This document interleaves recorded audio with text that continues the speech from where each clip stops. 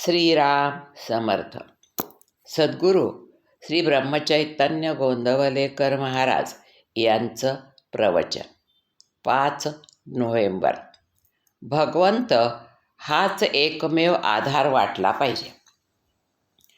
एक भगवंत सत्य आहे. आपले कुठे चुकत असेल तर ते हेच की आम्ही प्रपंच सत्य मानतो. फणस कापायला ज्याप्रमाणे हाताला तेल लावावे लागते त्याप्रमाणे राजकारण घ्या किंवा प्रपंच घ्या, हरिप्रेमाचे तेल आधी हाताला लावावे. समर्थांनी मुख्य हरिकथा निरूपण असे सांगितले, म्हणजे बाकीच्या गोष्टी आपोआप मागे येतील. आम्ही कर्तेपण मिरवू पाहतो, इथेच सर्व बिघडते. हरीचे अधिष्ठान ठेवण्याआधी आम्ही आपल्या कर्तेपणाचेच अधिष्ठान ठेवतो. लग्नाच्या आधी देवाला नमस्कार करतो, पण पुढे प्रपंचात देवाला विसरतो.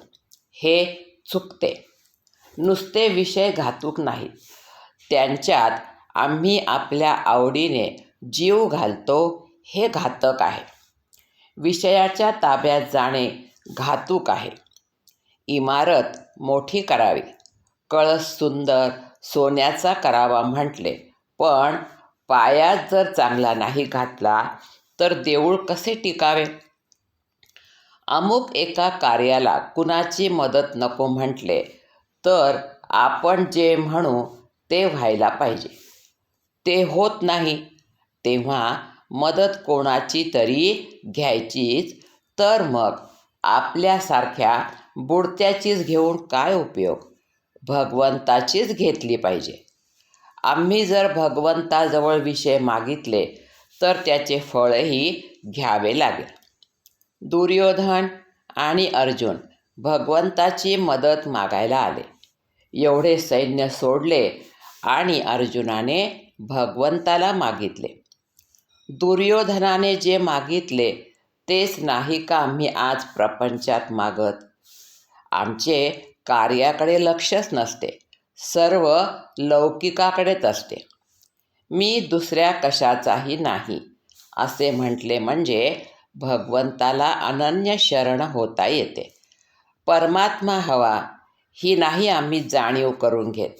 जग हवे असे म्हणतो आणि तिकडे सर्व जग मला नावे ठेवते असेही म्हणतो. मी म्हणतो जगाला नावे ठेवू द्या, पण राम काय म्हणतो इकडे पाहणे जरूर आहे. आपण परमेश्वरालाच दिले तर कुठे बिघडले? जो दिसत नाही, भासत नाही, त्याचे हे सर्व आहे असे म्हणण्यात कुठे बिघडते? ते म्हणण्यात जे समाधान मिळते ते नाही आम्हाला समजत. खरोखर परमात्मा साक्षात कल्पवृक्ष आहे. आपण नेहमी चिंता वाहतो म्हणून तो आपल्याला चिंताच देतो. आपण जर त्याच्याकडे आनंद मागितला तर तो आपल्याला आनंदच देईल. भगवंताचा आनंद हा फार बलवत्तर आहे. तो एकदा मिळाल्यावर प्रपंचातल्या लाभहानीचे महत्त्व नाही. राम हा त्रैलोक्याचा स्वामी आहे. आपण त्याचे सेवक आहोत, पण आपण नोकरी दुसऱ्याची करतो आणि पगार मात्र रामाजवळ मागतो. तसे करू नये. खरेखुरेच रामाचे दास व्हावे. ज्ञान, योग, प्राणायाम वगैरे भगवंता वाचून येऊ शकेल, पण भक्ती मात्र भगवंता वाचून येणार नाही. भक्ती ही भगवंताची देणगी आहे. आजचे बोधवचन.